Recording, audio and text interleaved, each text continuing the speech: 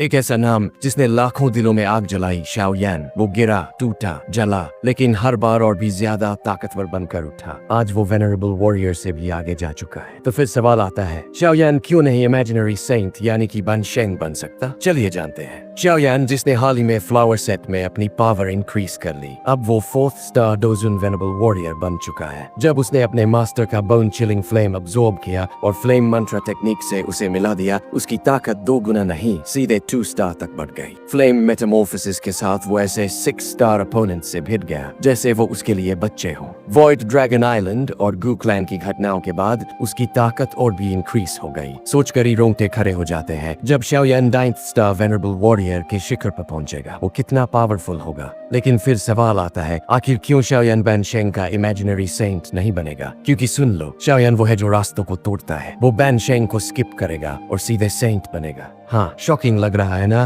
पर यह सच है और यही उसे बाकियों से अलग बनाता है। बनशेंग यानी हाफ सेंट स्टेज एक पुल की तरह है वेनरेबल वॉरियर और असली सेंट के बीच। ज्यादातर लोग अपनी पूरी जिंदगी स्ट्रगल करते रहते हैं, लेकिन शाओ यान वो तो जैसे कहता है, क्यों वक्त बर्बाद करूं, सीधा सेंट डोशेंग बनूंगा। लेकिन ये मत समझो कि उसने सब कुछ आसानी से पा लिया। शाओ यान ने भी एक दर्दनाक भावनाओं से भरा रास्ता तय किया। रीइंकार्नेशन का वो ऐसा रास्ता था जो 9 स्टेप्स ऑफ अचीविंग सेंट से मिलता जुलता था, बस कहीं ज्यादा इंटेंस और कहीं ज्यादा तेजी से पूरा हुआ। मगर ये सारी चीजें तुरंत नहीं होती। उससे पहले वो गू क्लैन में जाता है। फिर वहाँ की सारी घटनाओं के बाद जैन टूट सकता था, लेकिन उसने खुद को संभाला। वो जामा एम्पायर लौटा, ना अपनी ताकत दिखाने के लिए, ना अपनी जीत का जश्न मनाने के लिए, बल्कि अपने परिवार, अपने अपनों और यान अलायंस को बचाने के लिए। हर एक पल उसकी रगों में जलती थी ये कहा, जब तक मैं जिंदा हूँ कोई मेरा कुछ नहीं छीन सकता। और जैसे ही यान अलायंस को बचाने के बाद वो फॉलिंग स्टार पेविलियन लौटता है, तो फिर उसकी किस्मत उसे एक नई लड़ाई में खींच ले जाती है। फिर मास्टर याओ लाओ और शाओ यान निकलते हैं डायमेंशनल ट्रेड फेयर की तरफ, प्यूरिफाइंग लोटस फ्लेम का चौथा मैप फ्रैगमेंट हासिल करने के लिए। वो फ्रैगमेंट जो शाओ यान को उस लेवल तक पहुंचा सकता था जहां से वो सेंट की दहलीज पर कदम रख सकता था। तब तक शाओ यान 8th स्टार वेनरेबल वॉरियर के लेवल पर पहुंच चुका था। बस एक कदम और 9th स्टार की पीक उसके सामने थी, लेकिन ऑक्शन में किस्मत ने उसका साथ नहीं दिया। दुश्मनों ने रास्ता रोका, चैलेंज चली, पर शाओ यान और उसके मास्टर ने हार नहीं मानी। उन्होंने वो मैप फ्रैगमेंट अपने दुश्मनों से छीन लिया, न सिर्फ अपनी ताकत से बल्कि अपनी काबिलियत, अपनी चालाकी और अपने दिल में जलती उस आग से जो हर हार को जीत में बदल देती थी। और फिर उसके बाद शाओ यान की जिंदगी में एक और तूफान तब आता है जब उसे एंशिएंट बोधिसत्व ट्री के बारे में पता चलता है। एक पेड़ जो 10,000 साल की नींद के बाद फिर जाग रहा था और जिसके लिए सेंट्स तक अपनी जान गंवा चुके थे। कहते हैं जिसने भी बोधिसत्व हार्ट को हासिल किया वो सीधे आसमानों को चीर कर सेंट बन गया। एक मामूली 2 स्टार वेनरेबल वॉरियर सिर्फ 5 साल में कॉन्टिनेंट का सबसे ताकतवर इंसान बन गया। ये खबर शाओ यान की रगों में आग सी दौड़ा देती है। बिना एक पल गंवाए वो एंशिएंट वेस्टलैंड की तरफ निकल पड़ता है। वो इलाका जहाँ पुराने जमाने के मैजिकल बीस्ट्स का राज था, जहाँ हेवनली फीनिक्स ट्राइब तक जाने से कतराती थी, जहाँ पीक लेवल एक्सपर्ट्स तक की मौत निश्चित थी। लेकिन शाओ यान उसने वो कर दिखाया जो कोई सोच भी नहीं सकता था। सबसे बड़ा मोड़ तब आया जब बोधिसत्व सीड जो उसने लिटिल फेरी डॉक्टर की वोफुल पॉइजन बॉडी को ठीक करते वक्त पाया था, उसकी किस्मत में असली दरवाजा खोलता है। Ancient Bodhisattva tree